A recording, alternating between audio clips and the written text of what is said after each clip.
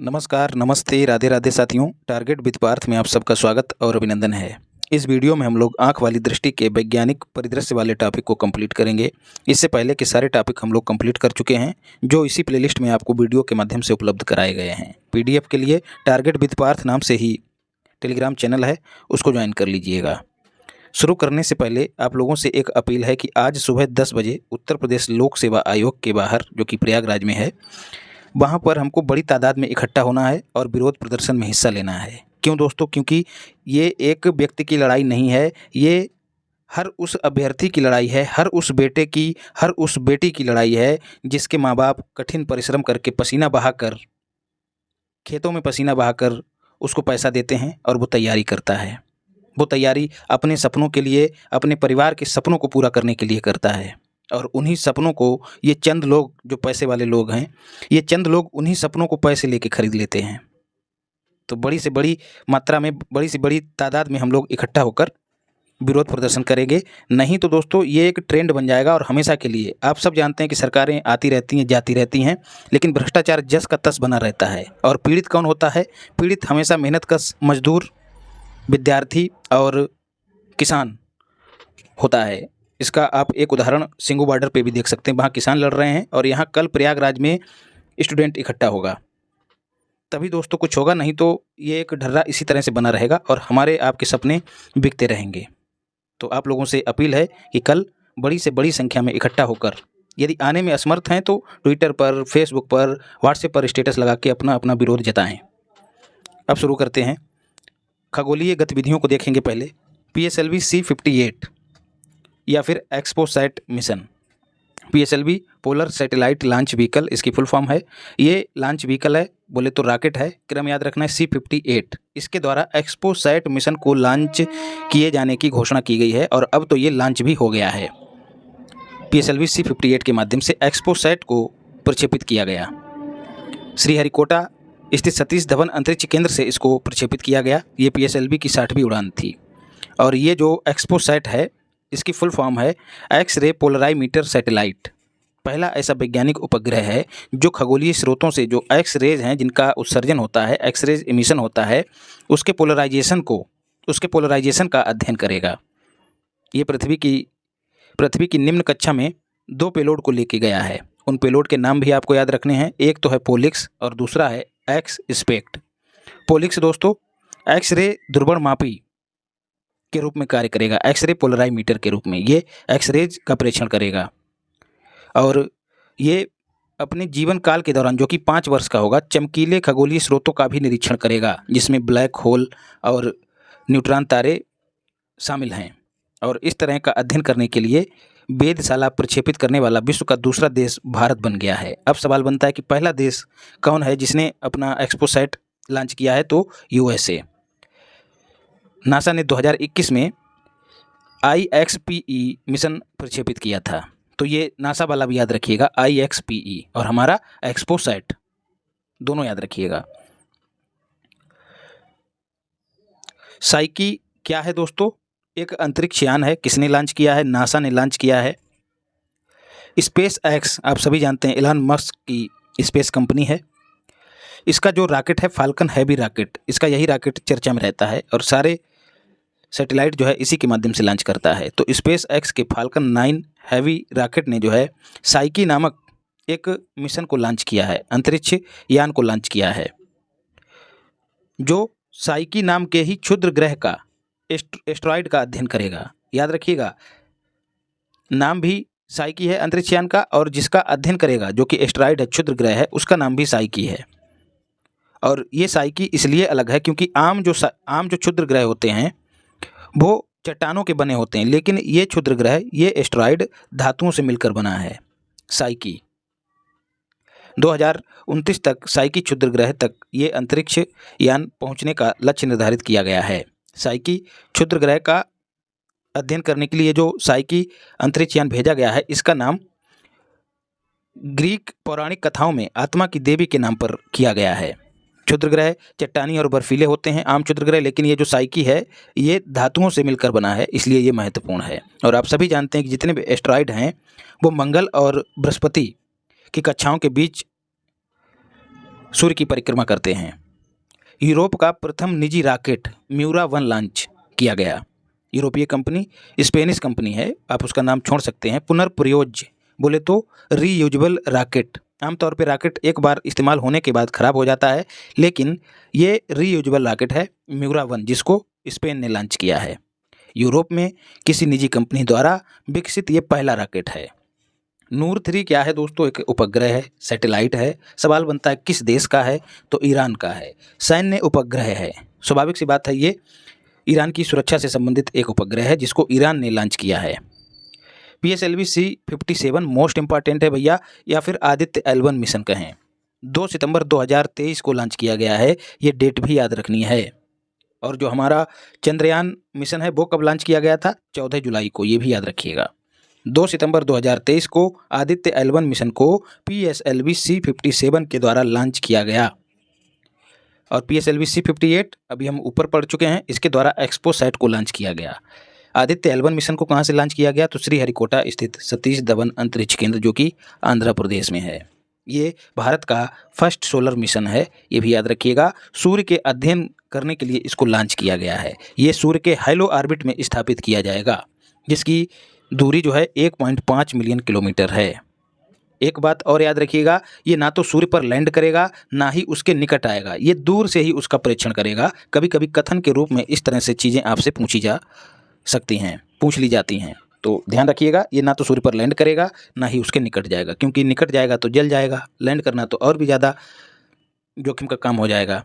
Lagrange point की बात करें, इटालियन फ्रेंच एक गणितज्ञ हैं दोस्तों, जिनका नाम ही है लैग्रेंज। उनके नाम पर लैग्रेंज पॉइंट जो है नाम रखा गया है। ये ऐसा पॉइंट होता है जहाँ पर सूर्य, अर्थ और सन दोनों के बीच जो गुरुत्वाकर्षण बल है वो समान होता है।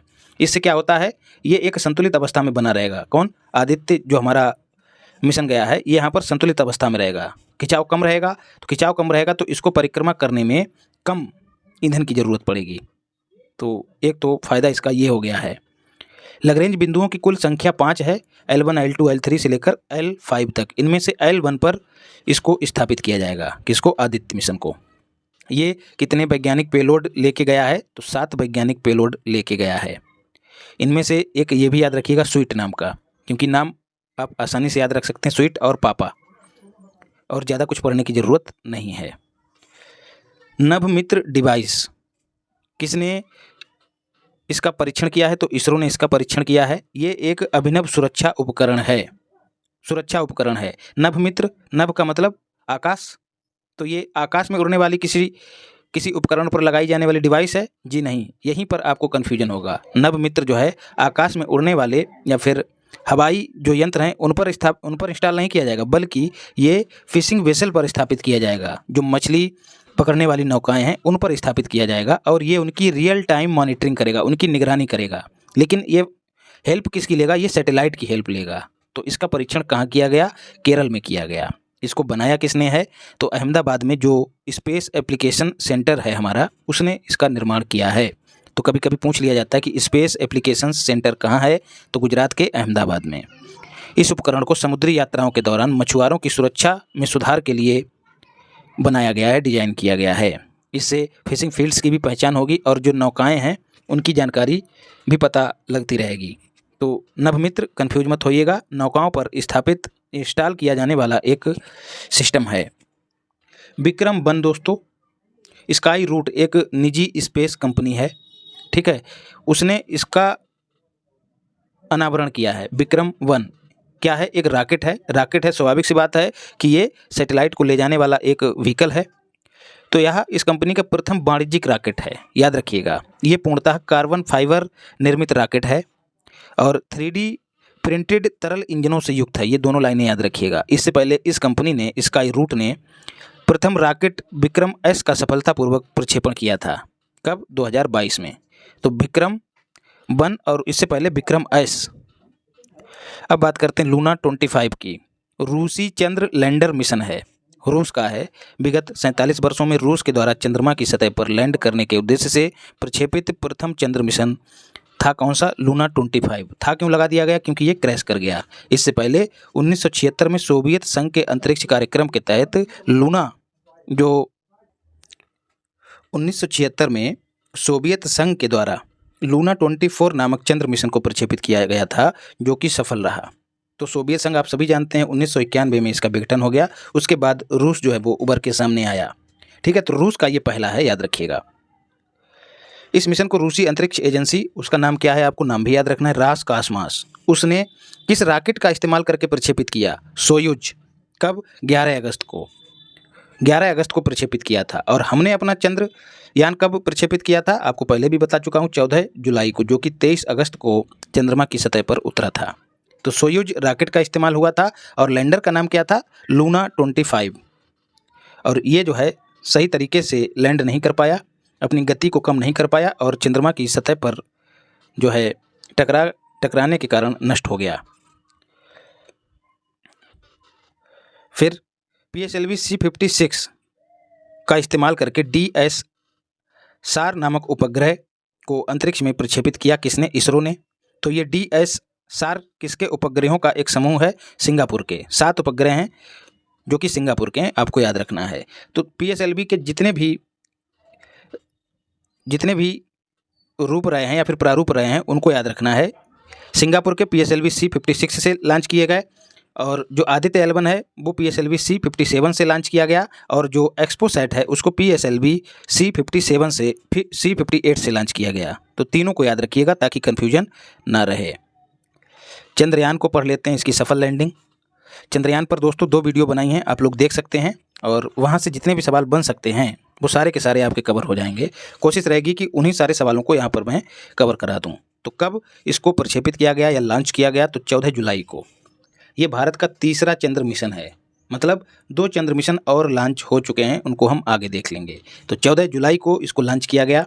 किस रॉकेट का इस्तेमाल किया गया? तो LBM-3M4। तो ये 3 और 4 दोनों को याद रखिएगा, गिनतियों में 3 के बाद ठीक 4 आता है। कभी कभी इन्हीं में फेरबदल करके आपको कन्फ्यूज कर देता है। ये LBM-3 रॉकेट की चौथी उड़ान थी, ऑपरेशनल फ्लाइट थी। श्रीहरिकोटा स्थित सतीश धवन अंतरिक्ष केंद्र से इसको लॉन्च किया गया था। अब इस मिशन का चंद्रयान 3 का कुल भार कितना था? 3895 या फिर कहें 3900 किलोग्राम। इसके कुल 3 घटक थे।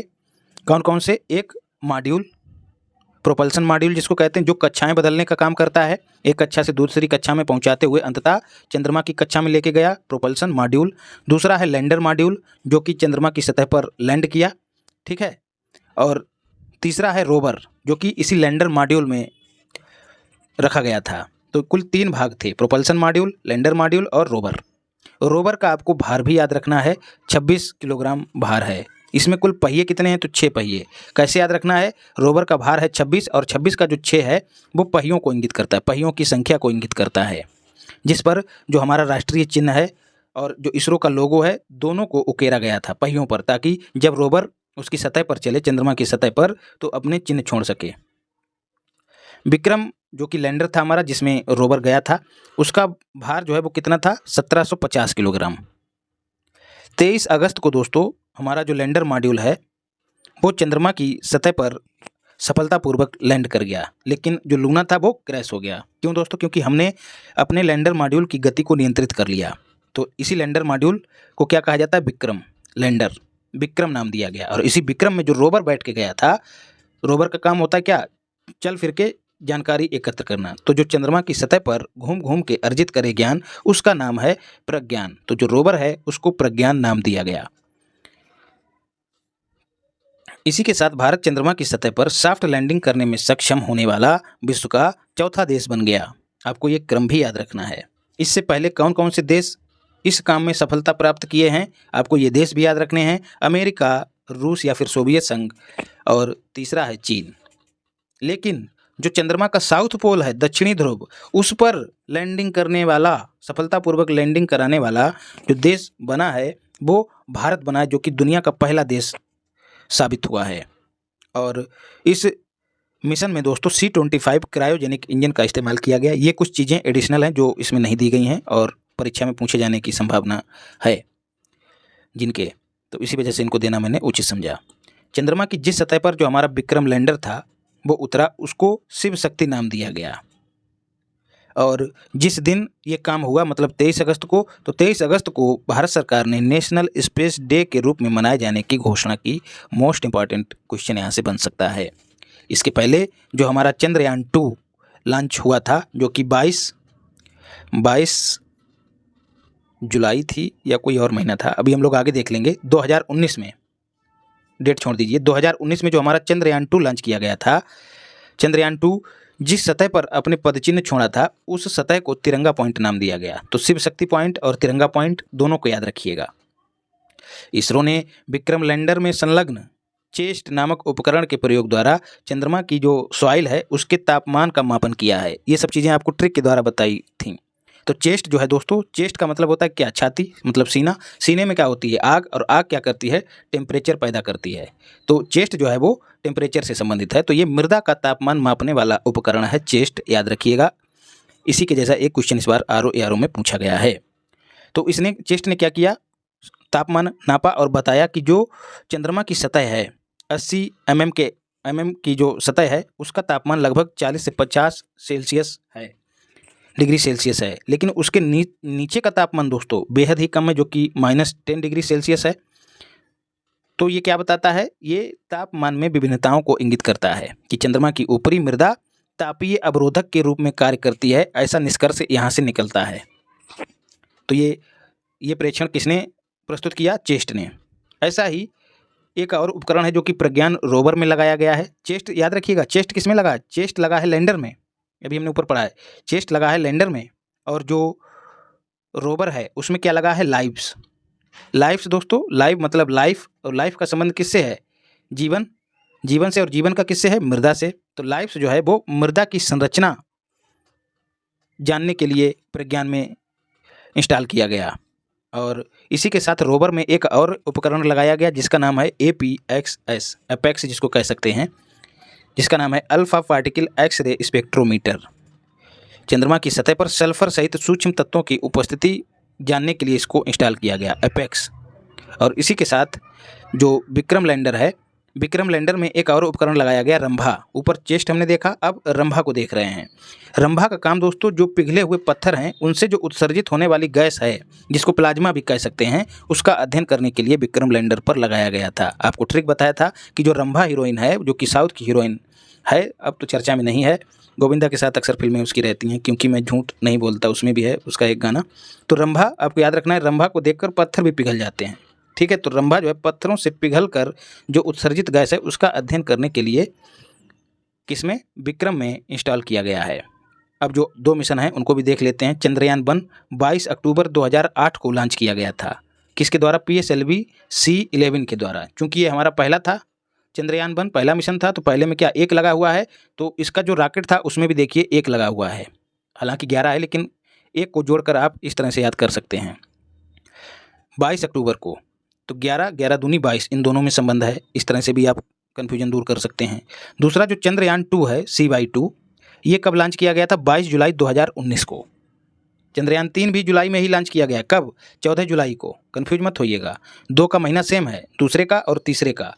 पहले वाले का महीना अलग है। कैसे याद रखना है? 22 अक्टूबर, अक्टूबर को पढ़िएगा अक्टूबर, आक्ट मतलब 8, 2008। और इसको किस रॉकेट से लॉन्च किया गया था? तो GSLV Mk3 के द्वारा लॉन्च किया गया था, जिसका संपर्क टूट गया और जिसको असफल घोषित कर दिया गया। लैंडर में दोस्तों एक और उपकरण लगाया गया है, उसका नाम है इल्सा। ये भूकंप का अध्ययन करने के लिए लैंडर में लगाया गया है। अगले चंद्र मिशन के तहत इसरो और जाक्सा, जो कि जापान की स्पेस कंपनी है, कभी कभी स्पेस कंपनियों के नाम ही पूछ लिए जाते हैं। तो जाक्सा जापान की है, रास कास्मास किसकी है? रूस की है। तो ये दोनों मिलकर ल्यूपैक्स लूनर पोलर एक्सप्लोरेशन मिशन का संचालन करेंगे, ये भी याद रखिएगा। GSLV F12 की बात करें दोस्तों, तो ये भी एक रॉकेट है। इसने एक मिशन लॉन्च किया है, NBS-01 नेविगेशन सैटेलाइट है दोस्तों। किसके द्वारा लॉन्च किया गया? GSLV F12 के द्वारा सफलतापूर्वक इसका प्रक्षेपण किया गया। ये एक नेविगेशन उपग्रह है, NBS-01 नेविगेशन सैटेलाइट। NB का मतलब नेविगेशन है, निगरानी से संबंध है इसका। तो ये द्वितीय पीढ़ी के 5 उपग्रहों की श्रृंखला का पहला उपग्रह है, याद रखिएगा।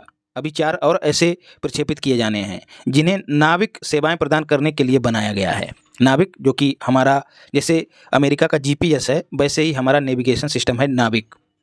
तो उसको उसके लिए सेवाएं उपलब्ध कराने के लिए NVS-01 को GSLV F-12 के द्वारा प्रक्षेपित किया गया है। नाविक इसरो द्वारा स्थापित एक रीजनल नेविगेशन सैटेलाइट सिस्टम है और जो NVS-01 है उसमें पहली बार स्वदेशी परमाणु घड़ी इंडिजीनियस एटॉमिक क्लॉक का प्रयोग किया गया है, ये भी याद रखिएगा।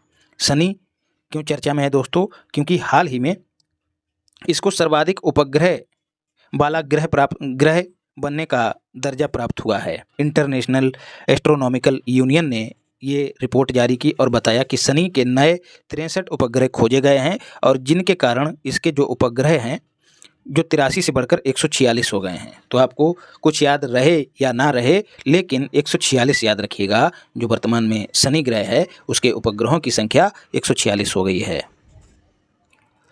इसके साथ ही 100 का आंकड़ा पार करने वाला शनि एक ऐसा ग्रह, यार उल्टा बोल रहे हो, शनि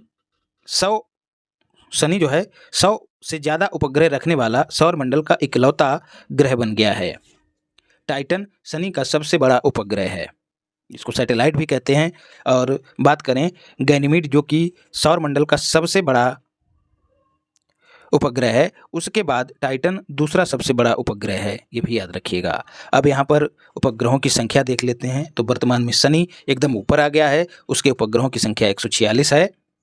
और जो बृहस्पति है, जो जुपिटर है, उसके उपग्रहों की संख्या 95 है। यूरेनस के उपग्रहों की संख्या 27 है। शुक्र और बुध, वीनस और मरकरी का एक भी उपग्रह नहीं है, ये भी याद रखिएगा। और जो ड्वार्फ प्लैनेट है प्लूटो, उसके कितने उपग्रह हैं, उसकी संख्या याद रखिएगा 5।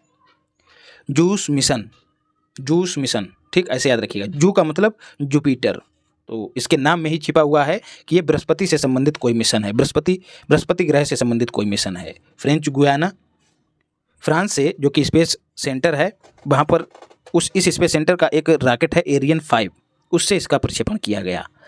ये 2031 तक बृहस्पति तक पहुँचेगा, याद रखिएगा। और इसके दौरान ये गैनीमीड जो कि ब्रह्मांड का सबसे बड़ा उपग्रह है, हमारे सौरमंडल का सबसे बड़ा उपग्रह है गैनीमीड, उसकी कक्षा में प्रवेश होकर उसका परिक्रमण करेगा और जानकारी देगा। जुपिटर, जो उसकी फुल फॉर्म देख लेते हैं, जुपिटर आईसी मून्स एक्सप्लोरर, ठीक है। चंद्रमा के जो बृहस्पति के जो मून्स, चंद्रमा जिनको कहते हैं, उनका अध्ययन करेगा। यह मिशन 3 वर्ष की अवधि तक बृहस्पति ग्रह से आंकड़े एकत्र करने के लिए डिजाइन किया गया है। बृहस्पति के 3 उपग्रहों कौन कौन से, जिनको मून्स भी कहते हैं। मून क्यों कह देते हैं दोस्तों? हमारे पृथ्वी के उपग्रह के संदर्भ में इनको मून कह दिया जाता है। गैनीमीड, कैलिस्टो और यूरोपा, इनका जो है ये पर्यवेक्षण करेगा।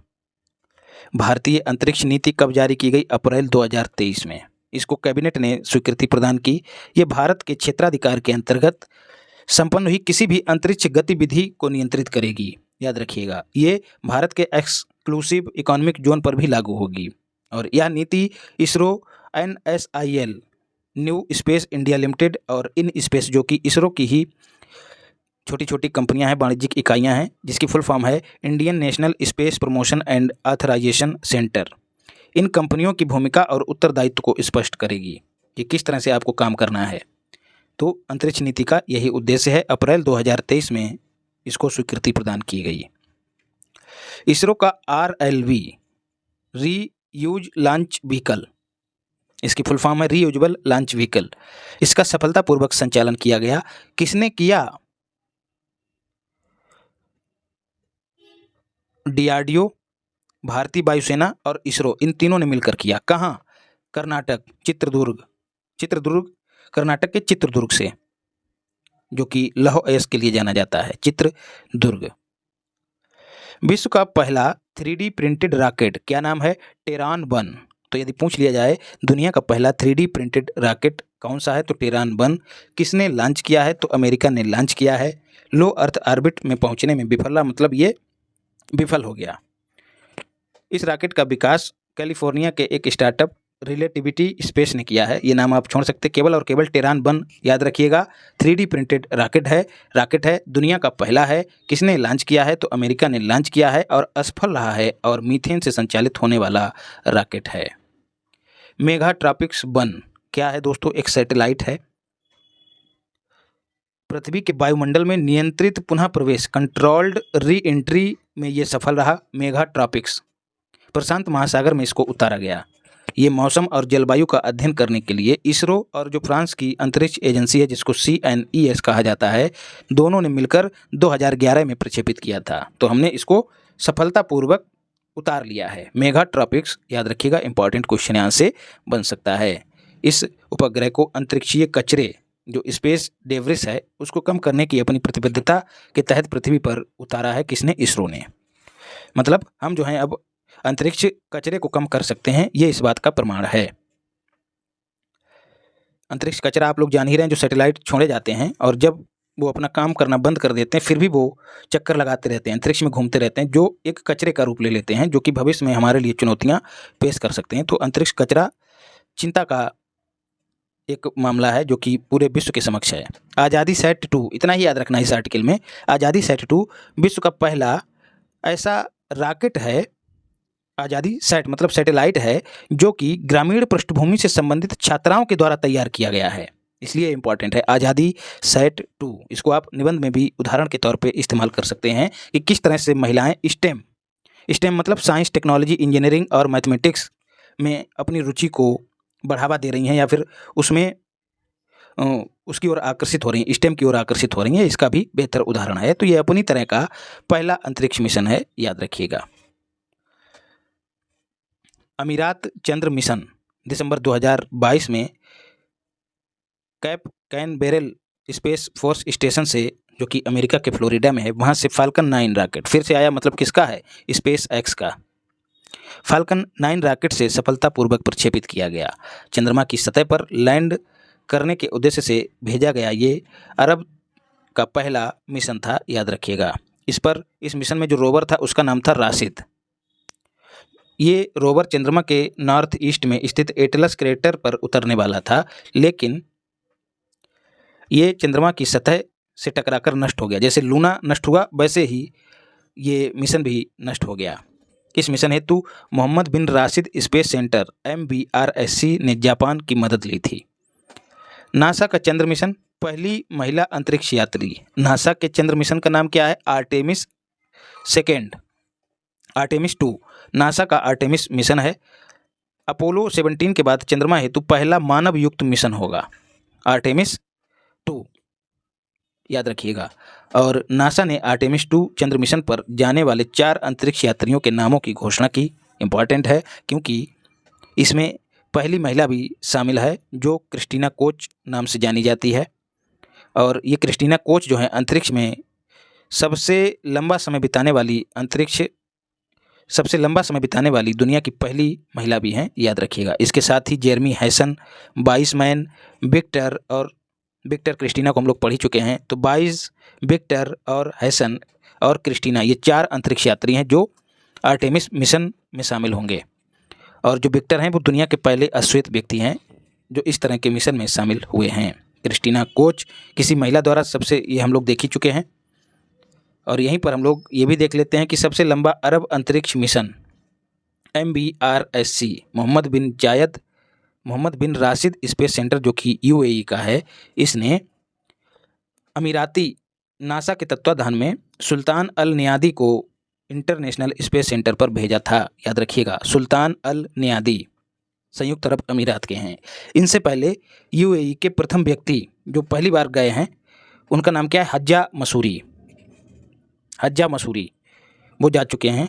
लेकिन जो अल नियादी हैं वो UAE के पहले अंतरिक्ष यात्री हैं जिन्होंने इंटरनेशनल स्पेस सेंटर पर लंबा समय व्यतीत किया। और UAE की पहली महिला अरब अंतरिक्ष यात्री, उनका नाम क्या है? तो नोरा, फतेही मत याद करिएगा, नोरा अलमतरूसी। तो केवल और केवल नोरा याद रखिएगा। अब टेक्नोलॉजी के क्षेत्र में देखते हैं क्या क्या चीज़ें हैं। एरावत भारत का सबसे तेज द्रुततम सुपर कंप्यूटर बना है। जो प्रदर्शनी आयोजित हुई, जो कन्वेंशन हुआ, जो कॉन्फ्रेंस आयोजित हुई अमेरिका में, वहाँ पर विश्व के टॉप 500 सुपर कंप्यूटर्स की सूची जारी की गई और उसमें अमेरिका का फ्रंटियर कहाँ का है, अमेरिका का वो दुनिया का सबसे तेज सुपर कंप्यूटर घोषित किया गया।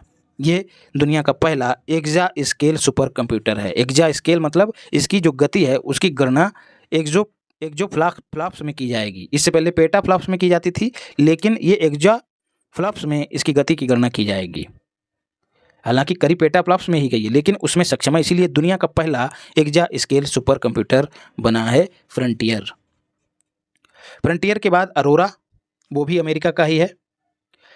टॉप 500 की सूची में भारत के कुल 4 सुपर कंप्यूटर शामिल किए गए हैं। इस सूची के अनुसार सीडैक जो कि पुणे में है, वहाँ पर स्थापित एरावत भारत का द्रुततम सुपर कंप्यूटर है, याद रखिएगा। तो यदि पूछ लिया जाए कि भारत का सबसे तेज सुपर कंप्यूटर कौन सा है, एरावत, और वो कहाँ स्थापित है, तो सीडैक पुणे में स्थापित है। इसको एरावत को 90वां स्थान प्राप्त हुआ है। इन 500 में एरावत को 90वां स्थान प्राप्त हुआ है और इस सुपर कंप्यूटर को भारत सरकार के national programme on artificial intelligence के तहत स्थापित किया गया है। और उल्लेखनीय है कि भारत ने $5 ट्रिलियन की अर्थव्यवस्था बनने के लक्ष्य को प्राप्त करने के लिए नीति आयोग ने इसके संदर्भ में कहा है कि भारत को क्लाउड कंप्यूटिंग अवसंरचना की स्थापना करनी चाहिए। उसी दिशा में एरावत एक अच्छा कदम है। अब कुछ सुपर कंप्यूटर देख लेते हैं जो अलग अलग संस्थानों में स्थापित किए गए हैं। तो कभी कभी यहाँ से प्रश्न पूछ लिया जाता है। तो परम कामरूप कहाँ स्थापित है? कामरूप दोस्तों असम का पुराना नाम है। तो असम का पुराना नाम है तो स्वाभाविक सी बात है असम के ही शहर गुवाहाटी में स्थापित होगा। अनंत दोस्तों गांधीनगर में स्थापित है, IIT गांधीनगर में। परम प्रवेगा बेंगलुरु में स्थापित है, IISc बेंगलुरु में। परम गंगा IIT रुड़की में स्थापित है, IIT रुड़की। सहारनपुर में दोस्तों टेलीकम्युनिकेशन सेंटर ऑफ एक्सीलेंस जो कि यूपी का पहला सेंटर ऑफ एक्सीलेंस है, वो स्थापित किया जाएगा। ये हम लोग यूपी वाली क्लास में पढ़ चुके हैं। परम शिवाय दोस्तों कहाँ होगा? शंकर जी की नगरी में, मतलब BHU में स्थापित है। परम गंगा बनारस में ना होकर दोस्तों IIT रुड़की में स्थापित किया गया है। तो ये कुछ इंपॉर्टेंट सुपर कंप्यूटर थे जो कि भारत के थे, उनको देख लिया। अब हम लोग दक्षिण पूर्व एशिया की पहली हाई स्पीड रेल की बात करते हैं जिसका अनावरण किया है किसने? जोको विडोडो ने। कहाँ के राष्ट्रपति हैं? तो इंडोनेशिया के राष्ट्रपति हैं। और ये जो है दक्षिण पूर्व एशिया की पहली हाई स्पीड रेल बनी है, याद रखिएगा। इसका नाम क्या है? तो इसका नाम है बूश। चीन के द्वारा इसको वित्त पोषित किया गया है। जकार्ता को, जो कि इंडोनेशिया की राजधानी है, जकार्ता को पश्चिमी जावा जो कि वहाँ पर प्रांत है जावा, उसकी राजधानी है बाडुंग। तो जकार्ता को बाडुंग से जोड़ती है कौन? वूश, याद रखिएगा। एक बात और बता दें कि भारत में इस तरह की कोई रेल संचालित नहीं हो रही है। वर्तमान में मुंबई से अहमदाबाद के बीच स्वीकृत एकमात्र हाई स्पीड रेल परियोजना है मुंबई अहमदाबाद, जिसको बुलेट ट्रेन भी कहा जाता है। भारत में कुल 7 हाई स्पीड रेल कॉरिडोर चिन्हित हैं। ये संख्या याद रखिएगा, नाम सबके याद मत रखिएगा, केवल और केवल जहन में डाल लीजिए। इनमें से 2 को याद रखिएगा क्योंकि 2 कहीं ना कहीं यूपी से संबंधित हैं। एक तो है दिल्ली से लखनऊ और वाराणसी, दूसरा है वाराणसी पटना और हावड़ा। इन 2 को याद रखिएगा।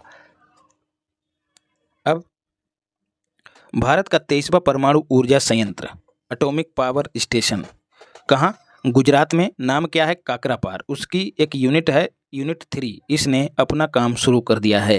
ये पहला स्वदेशी पावर स्टेशन है, एटॉमिक पावर स्टेशन है, जिसकी क्षमता 700 MWE है, मेगावाट इलेक्ट्रिक है। अपनी तरह का पहला ऐसा स्वदेशी एटॉमिक पावर स्टेशन है, याद रखिएगा। काकरापार कहाँ है? गुजरात में। कैसा है? एटॉमिक पावर वाला स्टेशन है, याद रखिएगा।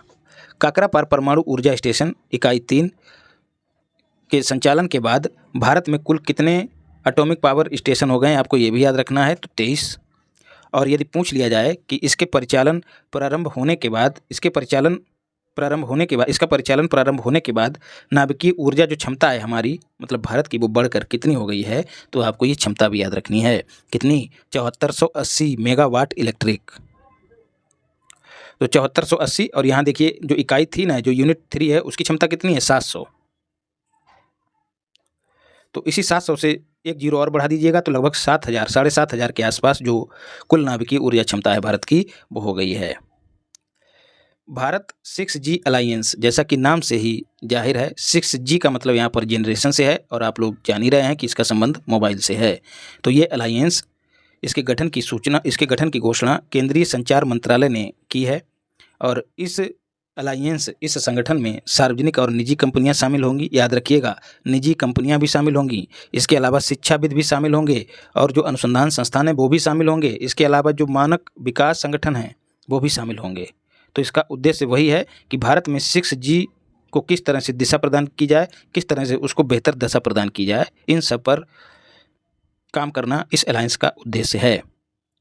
इससे पहले 2023 में ही भारत 6G विजन डॉक्यूमेंट जारी किया गया था, जिसमें कहा गया था कि भारत को 2030 तक 6G टेक्नोलॉजी डिजाइन डेवलपमेंट के मामले में स्थापित किया जाएगा 2030 तक। तो कहने का मतलब है कि 2030 तक जो है भारत में 6G चालू होने की संभावना व्यक्त की गई है। भारत 6G मिशन, और इस मिशन को नाम क्या दिया गया है, IMT 2030, ये भी याद रखिएगा, इंटरनेशनल मोबाइल टेलीकम्युनिकेशन 2030। तो कभी कभी पूछ लिया जाता है कि IMT 2030 क्या है, तो इसको ध्यान में रखिएगा। सागर संपर्क एक सिस्टम है जिसका उद्घाटन किया गया। किसने किया? पत्तन पोत परिवहन और जलमार्ग मंत्रालय ने इसका उद्घाटन किया। पत्तन पोत परिवहन, जो मंत्री हैं उनका नाम क्या है? सर्बानंद सोनेवाल। ठीक है, जहाज पर जो सोते हुए सर्व आनंद लेते हैं उनका नाम है सर्बानंद सोनेवाल। उन्होंने इसका उद्घाटन किया। समुद्री क्षेत्र में डिजिटल परिवर्तन की दिशा में ये महत्वपूर्ण कदम है और ये जो है एक स्वदेशी ग्लोबल नेविगेशन सैटेलाइट सिस्टम है जो समंदर में जो जहाज हैं उनके टकराव, उनकी दुर्घटना और उनके आवागमन की निगरानी करेगा, कुशल आवाजाही को सुनिश्चित करेगा। तो याद रखिएगा, इसका नाम है सागर संपर्क। कहीं ना कहीं सागर से संपर्क साधना, इसका सागर से संपर्क, निगरानी के माध्यम से सागर से संपर्क करना इसका उद्देश्य है। याद रखने के लिए बता रहा हूँ। और इससे पहले हम लोग पढ़ चुके हैं नभ मित्र, उसका भी संबंध सागर से ही है, लेकिन वो नौकाओं की निगरानी करने से संबंधित एक सिस्टम है जिसको नासा ने लॉन्च किया है। याद रखिएगा, नभ मित्र। तो नभ मित्र और सागर संपर्क दोनों को लेकर कंफ्यूज मत होइएगा। भारत का पहला रोबोटिक्स फ्रेमवर्क, मतलब किस तरह से रोबोट का इस्तेमाल किया जाए, रोबोट्स को इजाद किया जाए, उनके उत्पादन को बढ़ावा दिया जाए, उसको लेके एक फ्रेमवर्क जारी करने वाला भारत का पहला राज्य बन गया है कौन? तेलंगाना। और तेलंगाना ने ही तेलंगाना रोबोटिक्स इनोवेशन सेंटर स्थापित करने की घोषणा की है और इसके साथ ही ये एक रोबो पार्क भी स्थापित करेगा। तो तीनों चीज़ें याद रखिएगा, रोबोटिक्स इनोवेशन सेंटर और रोबो पार्क और रोबोटिक्स फ्रेमवर्क, तीनों तमिलनाडु से ही संबंधित हैं। विश्व का पहला नैनो DAP तरल उर्वरक, इससे पहले हम लोग नैनो यूरिया को पढ़ ही चुके हैं, अब नैनो DAP को पढ़ते हैं। डाई अमोनियम फास्फेट इसकी फुल फॉर्म होती है, आपसे ये भी पूछ लिया जाता है, di ammonium phosphate. Amit Shah के द्वारा नई दिल्ली में इसका लोकार्पण किया गया। इफ़को इसको बनाने वाली कंपनी है, यूरिया की तरह इसका निर्माण किया गया है। डाई अमोनियम फास्फेट इसकी फुल फॉर्म होती है और तरल जैविक रूप में इसके प्रयोग से मृदा, जल और वायु प्रदूषण में कमी आएगी। आप सभी जानते हैं, जब हम इसको खाद के रूप में, मतलब दानों के रूप में छिड़कते हैं, फसलों में लगाते हैं, तो कहीं ना कहीं मृदा प्रदूषण होता है, जल प्रदूषण भी होता है और वायु प्रदूषण भी होता है। तो जो नैनो DAP है उससे इन प्रदूषणों में कमी आएगी। इफ़को ने इसके उत्पादन के लिए गुजरात के कलोल और कंडला में उत्पादन की सुविधाएं स्थापित की हैं। इसके साथ ही उड़ीसा के पारादीप में भी ऐसी सुविधा स्थापित की है। भारत का पहला digital science park Modi ji के द्वारा उसकी आधारशिला रखी गई, कहाँ? तिरुवनंतपुरम, जो कि केरला की राजधानी है। राष्ट्रीय क्वांटम मिशन की बात करें तो कैबिनेट ने इसको मंजूरी दे दी है। कब से कब तक इसकी अवधि याद रखनी है? 8 वर्षों की अवधि में क्वांटम कंप्यूटरों का विकास इस मिशन के तहत किया जाएगा। कब से कब तक? 2023-24 से लेकर 2030-31 तक। तो ये अवधि जरूर याद रखिएगा। और गुजरात में दोस्तों Karnavati quantum computing technology park स्थापित करने की मंशा भी है सरकार की, ये भी याद रखिएगा, मतलब प्रस्तावित है। यूरेनियम की बात करें दोस्तों, तो यूरेनियम 241 नाम से उसका एक नया समस्थानिक खोजा गया है।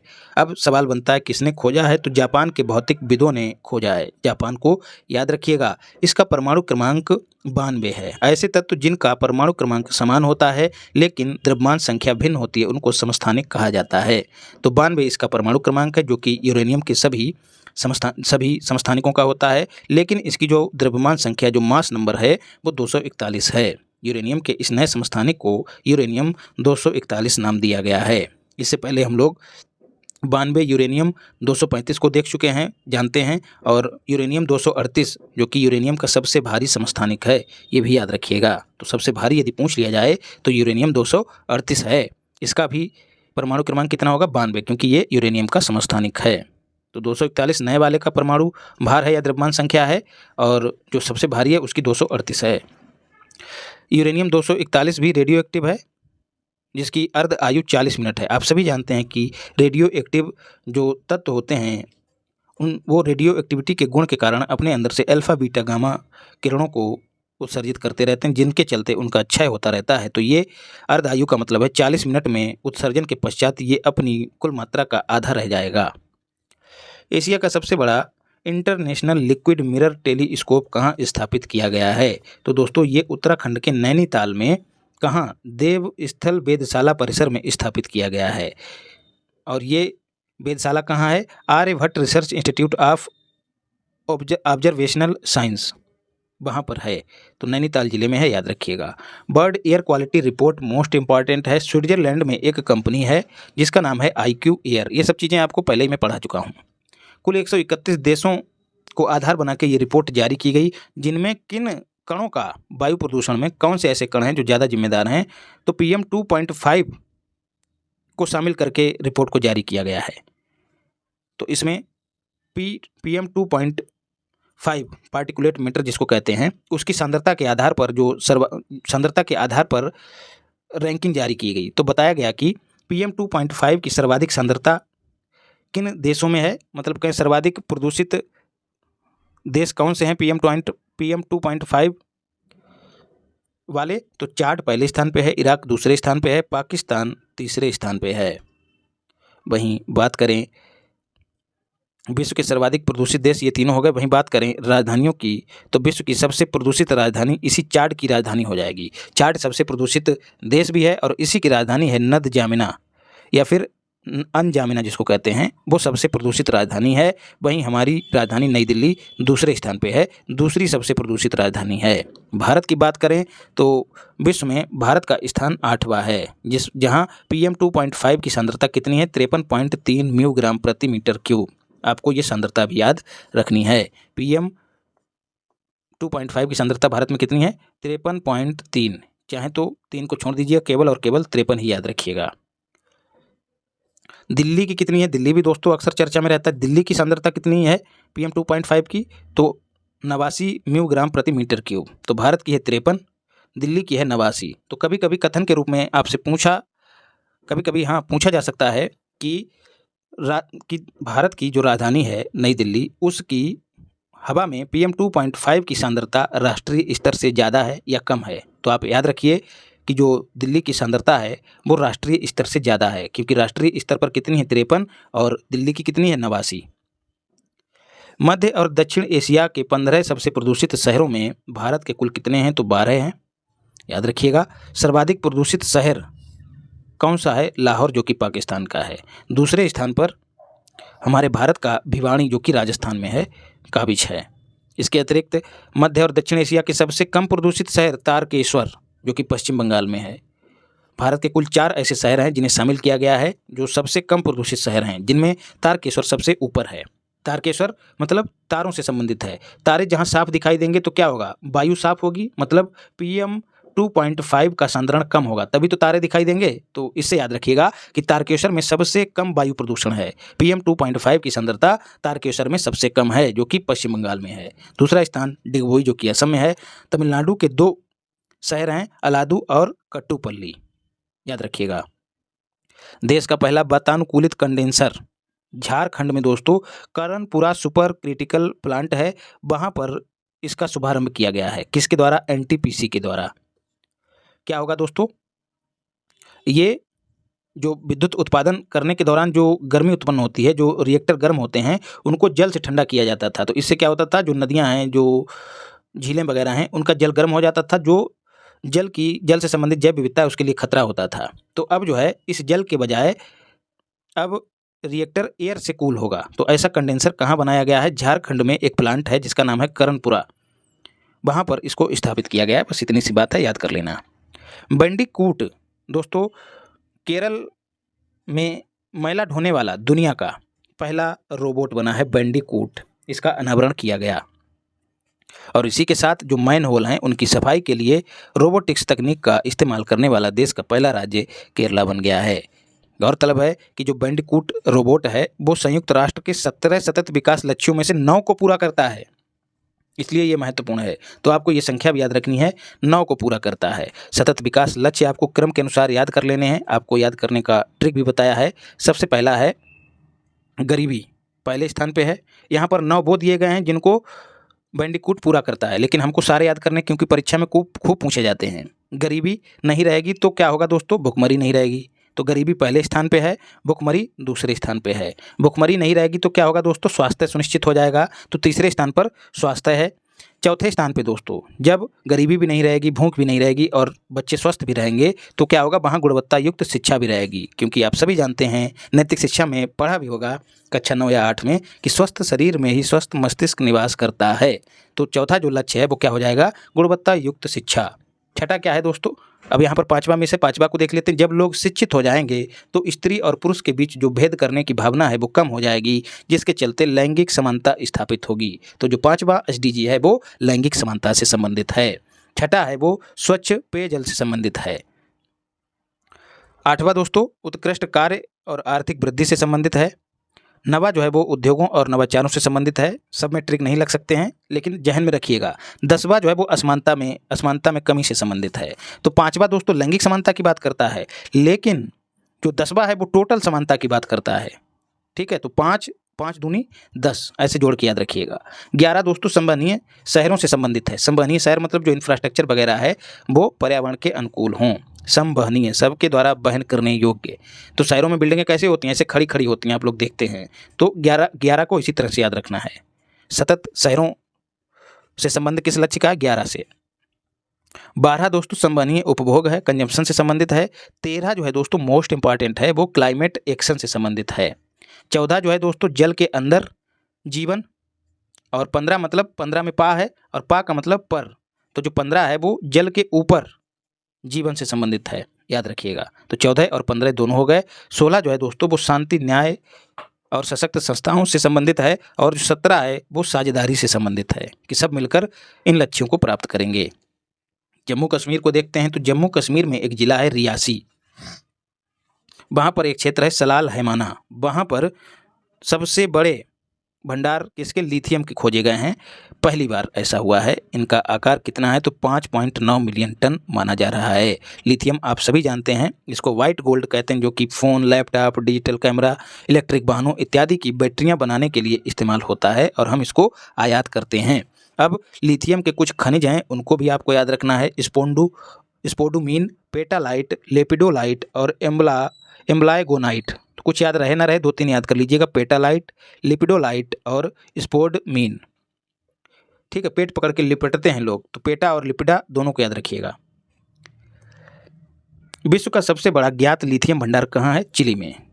और चिली जो है दोस्तों, चिली चला ISA। चिली जो है दोस्तों इंटरनेशनल सोलर अलायंस में शामिल होने वाला 95वां देश बना है, ये भी आपको पढ़ा चुका हूँ। भारत का पहला लिथियम सेल निर्माण प्लांट कहाँ स्थापित किया गया है तो आंध्र प्रदेश के तिरुपति में। 108वीं भारतीय विज्ञान कांग्रेस, आपको क्रम भी याद रखना है, जनवरी 2023 में आयोजित हुई। कहाँ, तुकडोजी महाराज नागपुर विश्वविद्यालय, नागपुर महाराष्ट्र में आयोजित हुई। क्रम भी याद रखना है, कहाँ, नागपुर में आयोजित हुई। इसकी थीम भी याद रखनी है, science and technology for sustainable development with women empowerment. Most important है क्योंकि महिला सशक्तिकरण इससे जुड़ा हुआ है। इस कांग्रेस की अध्यक्षता डॉक्टर विजय लक्ष्मी ने की, ये भी याद रखिएगा। और इसी कांग्रेस में इजरायली वैज्ञानिक जिनका नाम है अदा योनाथ, उन्होंने अपनी अदाएं यहाँ पर दिखाई, ऐसे याद रखिएगा। और ये जो है इजराइल की पहली महिला नोबेल पुरस्कार जीतने वाली हैं। जो इसमें शामिल हुई हैं, इन्होंने 2009 में जो भारतीय मूल के वैज्ञानिक हैं वेंकट रमन, उनके साथ रसायन का नोबेल पुरस्कार प्राप्त किया था। जनजातीय विज्ञान कांग्रेस का आयोजन पहली बार हुआ, ये भी याद रखिएगा, कहाँ, वहीं पर हुआ। और इसी के साथ किसान विज्ञान कांग्रेस का जो उद्घाटन समारोह हुआ उसमें राई बाई, जिन्हें देश में बीज माता कहा जाता है, वो चीफ गेस्ट रही, याद रखिएगा। कैसे याद रखना है, राई जो है वो एक मोटा अनाज है, ठीक है। अनाज का क्या होता है, दाना होता है, बीज होता है, बीज जो है वो क्या होता है, बोया जाता है, ऐसे याद रखिएगा। तो राई बाई, अब इसको जोड़ के याद रखिएगा, इसीलिए राई बाई को बीज माता कहा जाता है। भारत की पहली हरित हाइड्रोजन मिश्रण परियोजना, हरित हाइड्रोजन मिश्रण परियोजना है, याद रखिएगा। First green hydrogen blending project कहाँ पर स्थापित या शुरू की गई है, तो गुजरात के सूरत में। और सूरत में ही दुनिया का सबसे बड़ा ऑफिस जो है उसका उद्घाटन मोदी जी के द्वारा किया गया। नाम क्या है, डायमंड बोर्स। ये सब चीज़ें आपको पहले ही बता चुका हूँ। यह परियोजना एनटीपीसी और गुजरात गैस लिमिटेड दोनों के द्वारा शुरू की गई है, हरित हाइड्रोजन मिश्रण परियोजना। इसके द्वारा जो पीएनजी है उसमें पाइप्ड नेचुरल गैस है, उसमें ग्रीन हाइड्रोजन को मिलाया जाएगा। भारत 2047 तक एनर्जी इंडिपेंडेंट घोषित करने का लक्ष्य रखा है और इसके साथ ही 2027-70 तक स्वयं को नेट जीरो इमिशन वाला देश घोषित करने का लक्ष्य रखा है, याद रखिएगा। और 2047 तक ही भारत ने स्वयं को विकसित राष्ट्र बनाने का भी लक्ष्य रखा है, ये भी याद रखिएगा। नैनो यूरिया की बात करते हैं। इससे पहले हम लोग नैनो डीएपी की बात कर चुके हैं। नैनो यूरिया क्यों चर्चा में है दोस्तों, क्योंकि उत्तर प्रदेश के आंवला और फूलपुर में इनके दो प्लांट्स का उद्घाटन किया गया। नैनो यूरिया की बात करें तो इसमें 4% नैनो स्केल नाइट्रोजन कण होते हैं। नैनो यूरिया लीचिंग और गैसीय उत्सर्जन के रूप में कृषि क्षेत्रों से होने वाले पोषक तत्वों के नुकसान को कम करके एनवायरमेंटल फुटप्रिंट को न्यूनतम करने में सहायक है।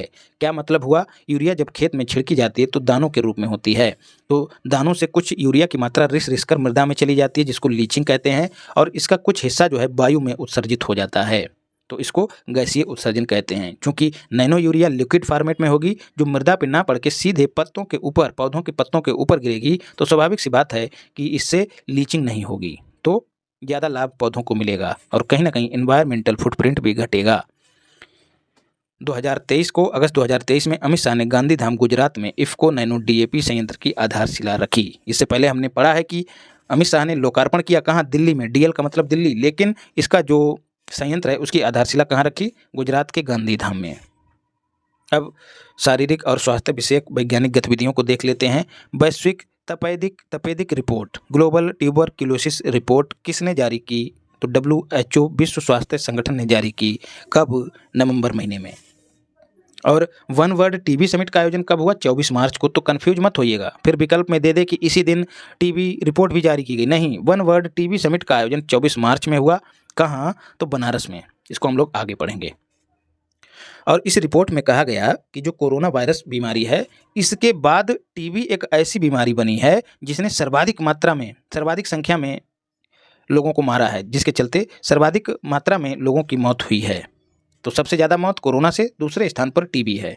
2022 में विश्व स्तर पर टीबी से ग्रसित हुए लोगों की संख्या कितनी है, तो 7.3 मिलियन। ये रिपोर्ट 2022 के आंकड़ों को प्रस्तुत करती है, जो कि 2023 में जारी की गई है। और बताया गया है कि 1.3 मिलियन लोगों की मौत पूरे विश्व में हुई है, याद रखिएगा।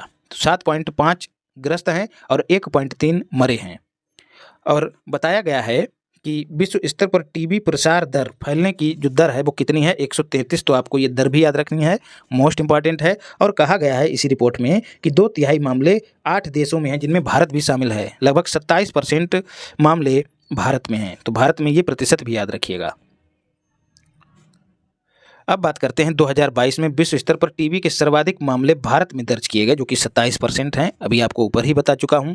और 9 सितंबर 2022 को द्रौपदी मुर्मू जी ने प्रधानमंत्री टीबी मुक्त भारत अभियान का शुभारंभ किया था, याद रखिएगा। क्योंकि नाम में प्रधानमंत्री लगा है तो आपको विकल्प में दिया रहेगा कि प्रधानमंत्री जी ने इसका शुभारंभ किया, लेकिन भ्रमित मत होइएगा, जो हमारी राष्ट्रपति हैं उन्होंने इसका शुभारंभ किया। कब, 9 सितंबर 2022 को। भारत ने 2025 तक टीबी उन्मूलन का लक्ष्य रखा है। वहीं यदि वैश्विक लक्ष्य की बात करें तो इसका लक्ष्य 2030 है। निक्षय मित्र पहल जो है वो टीबी मरीजों को गोद लेने से संबंधित एक पहल है जो उनकी देखभाल और इलाज में सहायता करती है। ये प्रधानमंत्री टीबी मुक्त भारत अभियान का हिस्सा है। निक्षय मित्र पहल भारतीय जो पोल्ट्री जो मुर्गी पालन है उसको इन्फ्लुएंजा से मुक्त घोषित कर दिया गया है, जिसको एवियन फ्लू भी कहते हैं। 13 अक्टूबर को दोस्तों विश्व अंडा दिवस मनाया जाता है और इसी दिन WOAH ने भारतीय पोल्ट्री क्षेत्र को WOAH world organisation for animal health, जो कि पशुओं के स्वास्थ्य से संबंधित एक अंतर्राष्ट्रीय स्तर की संस्था है जिसका हेडक्वार्टर पेरिस में है, आपको ये भी याद रखना है। सॉरी, इसने भारत का जो पोल्ट्री फार्म है उसको एवियन फ्लू से मुक्त घोषित कर दिया है। एवियन की बात करें तो पक्षी, इन्फ्लुएंजा का मतलब होता है फ्लू, एक विषाणु के संक्रमण के कारण होने वाली बीमारी है एवियन फ्लू। इससे भारत को मुक्त घोषित कर दिया है किसने?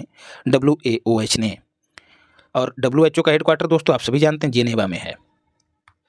R21 या फिर मैट्रिक्स M, ये क्या है? दूसरी मलेरिया रोधी वैक्सीन है। WHO ने बच्चों में मलेरिया की रोकथाम के लिए वैक्सीन के प्रयोग की सिफारिश की है। ये दूसरी वैक्सीन है। सवाल बनता है पहली कौन सी है? तो 2021 में WHO ने जो मास्क्यूरिक्स नाम की वैक्सीन है उसके प्रयोग की संस्तुति की थी। तो मास्क्यूरिक्स और M21 दोनों को याद रखिएगा, R21 या फिर मैट्रिक्स M।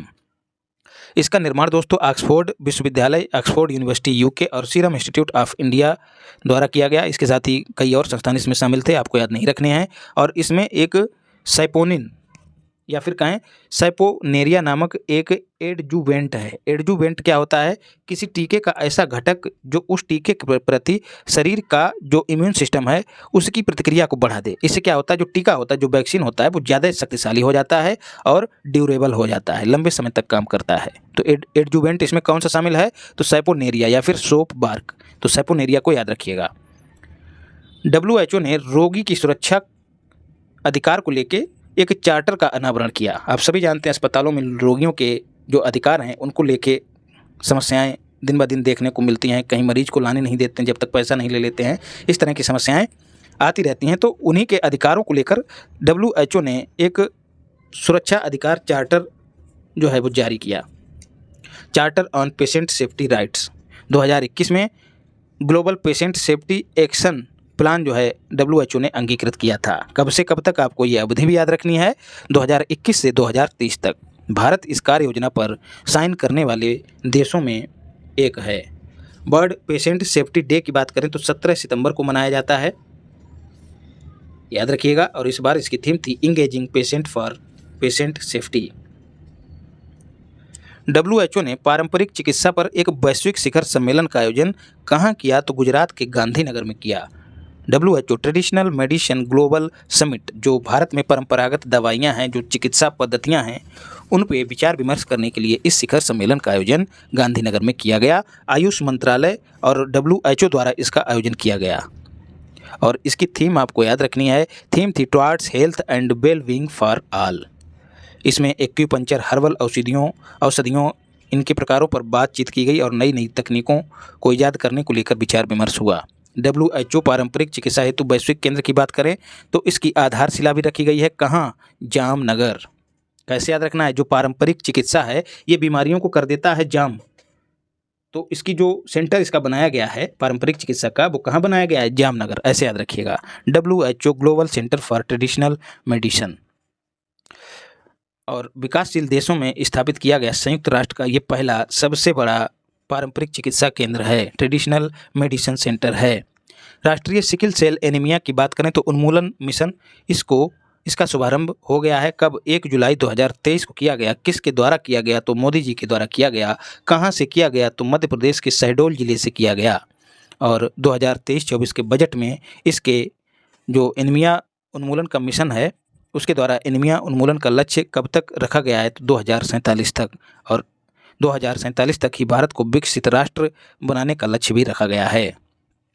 इस मिशन को 17 राज्यों में चलाया जाएगा। राष्ट्रीय स्वास्थ्य मिशन का ये हिस्सा है। तो जो 17 राज्य जहां पर ये पहले शुरू किया जाएगा वो कौन कौन से हैं? मध्य प्रदेश, बिहार और उत्तर प्रदेश। उत्तराखंड भी, हिंदी बेल्ट वाले जो लोग PSC एग्जाम देते हैं वो उत्तराखंड को भी याद कर लें, राजस्थान वाले भी देख लें। तो सिकल सेल एनीमिया आनुवांशिक रोग है, मतलब ये पीढ़ी दर पीढ़ी स्थानांतरित होने वाला रोग है, ये फैक्ट भी याद रखिएगा। इस बीमारी में जो लाल रक्त कोशिकाएं होती हैं, जो आरबीसी होती हैं, उनमें ऑक्सीजन की कमी हो जाती है, जिसके कारण वो गोलाकार अर्धगोलाकार हो जाती हैं और सख्त हो जाती हैं, जिसे सिकिल सेल कहा जाता है। सिकिल का अर्थ होता है हंसिया, लैटिन भाषा में। हंसिया आप सभी जानते हैं इस तरह का होता है, तो जो गोल होती हैं वो इस तरह की हो जाती हैं, जिससे जो धमनियां हैं उनमें अवरोध उत्पन्न हो जाता है, ब्लड का फ्लो अच्छे से नहीं हो जाता है, जिसके कारण हीमोग्लोबिन व रक्त की कमी हो जाती है। विश्व सिकिल सेल रोग जागरूकता दिवस, world sickle cell disease awareness day कब मनाया जाता है? 19 जून को, ये भी याद रखिएगा। मलेरिया मुक्त दोस्तों घोषित किया गया है किसको? बेलीज। बेलीज जो है दोस्तों उत्तरी अमेरिका का एक देश है, जो कि चौथा ऐसा देश है जिसे मलेरिया मुक्त घोषित किया गया है। इससे पहले पराग्वे, अर्जेंटीना, सल्वाडोर को भी मलेरिया मुक्त देश घोषित किया गया है, जो कि दक्षिण अमेरिका के देश हैं। मलेरिया मुक्त प्रमाण पत्र पाने वाला ये तीसरा देश बन गया है 2023 में। अब सवाल बनता है दो और देश कौन कौन से हैं? तो ये एक तो हो गया बेलीज और दो अन्य हैं कौन कौन से? अजरबैजान और ताजिकिस्तान। अजर दोस्तों उसको कहते हैं जो कभी बूढ़ा ना हो, तो अजर और ताजा मतलब ताजिकिस्तान। तो ताजा और अजर वही रहेगा जो मलेरिया से मुक्त रहेगा। तो अजरबैजान और ताजिकिस्तान दोनों को याद रखिएगा। और तीसरा हो गया है बेलीज। ठीक है, तो अजर और ताजा आदमी जो है वो क्या करता है? Belly dance. क्यों? क्योंकि वो मलेरिया से मुक्त है। इस तरह से जोड़ के याद रखिएगा, अजर, ताजा और बेली डांस। विश्व मलेरिया रिपोर्ट 2023 किसने जारी की? तो WHO ने नवंबर 2023 में जारी की और कहा कि जो वैश्विक स्तर है उस स्तर पर 249 मिलियन मलेरिया के मामले दर्ज किए गए हैं 2022 में। टीबी रिपोर्ट भी दोस्तों 2022 के ही आंकड़े देती है। वो रिपोर्ट भी 2023 में ही जारी की गई है। वो रिपोर्ट भी WHO ने ही जारी की है। वो रिपोर्ट भी नवंबर महीने में जारी की गई है। तो मलेरिया रिपोर्ट और टीबी रिपोर्ट दोनों को याद रखिएगा। और कहा गया है कि दक्षिण पूर्व एशिया में मलेरिया के कुल मामलों में भारत 66% के लिए जिम्मेदार है। वहीं टीबी की बात करें तो हम लोग देख चुके हैं, टीबी में 27%। याद रखिएगा। WHO की बात करें, फिर से चर्चा में है। क्यों? अंतर्राष्ट्रीय रोगाणु निगरानी नेटवर्क को इसने लॉन्च किया, इंटरनेशनल पैथोजन सर्विलांस नेटवर्क। इससे क्या होगा दोस्तों? इसका उद्देश्य क्या है? जो पैथोजन जेनोमिक्स है उसकी शक्ति के माध्यम से जो संक्रामक रोग हैं उनके खतरों से लोगों की रक्षा करना इसका उद्देश्य है। इसका सचिवालय WHO hub for pandemic and epidemic intelligence में स्थित है। कोविड-19 जैसे संक्रामक रोगों के खतरों से निपटने में ये काम करेगा। वन वर्ल्ड टीबी समिट की बात करें तो 24 मार्च 2023, याद रखिएगा। टीबी रिपोर्ट अलग है और टीबी समिट अलग है।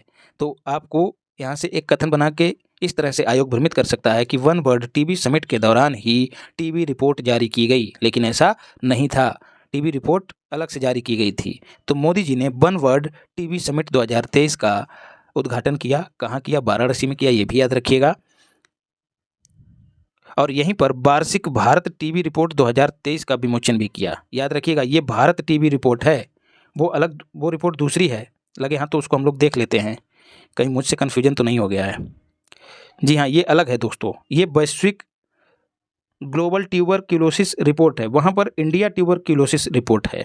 तो कन्फ्यूजन दूर कर लीजिए। यहाँ पर भी एक रिपोर्ट जारी हुई है, लेकिन ये भारत की रिपोर्ट जारी हुई है। और यहीं पर मोदी जी ने टीबी के बारे में जागरूकता बढ़ाने के लिए टीबी मुक्त पंचायत पहल को भी लॉन्च किया। कितनी ग्राम पंचायतों में इस पहल को लागू किया जाएगा? तो आप ये भी याद रखिएगा, 2.5 लाख ग्राम पंचायतों में। तो इस तरह से दोस्तों हम लोगों ने ये वाला सेक्शन भी पूरा कंप्लीट कर लिया है। अब खेल बचा है, यदि आप लोग कहेंगे तो उसको भी करा दूंगा। वैसे खेल पे एक मैंने वीडियो आपको उपलब्ध करा दी है जिसमें सभी महत्वपूर्ण प्रश्नों को कवर कराया गया है, उसको भी आप देख सकते हैं। यदि आप लोग कहेंगे तो इसको अलग से इसी मैगजीन से भी बना के दे दूँगा। तो चीज़ें अच्छी लगी हों तो चैनल को सब्सक्राइब कीजिए, वीडियो को ज़्यादा से ज़्यादा लोगों तक शेयर कीजिए। और हाँ, आयोग पहुँचना मत भूलिएगा। बाकी स्वस्थ रहिए, मस्त रहिए, पढ़ाई में व्यस्त रहिए, बहुत ही कम समय है। और संतुलन भी बनाए रखिए, क्योंकि आंदोलन भी नहीं छोड़ना है और जो आगामी प्री परीक्षा है उसमें भी उसकी तैयारी में भी खलल ना पड़े, तो संतुलन भी बनाए रखना है। धन्यवाद।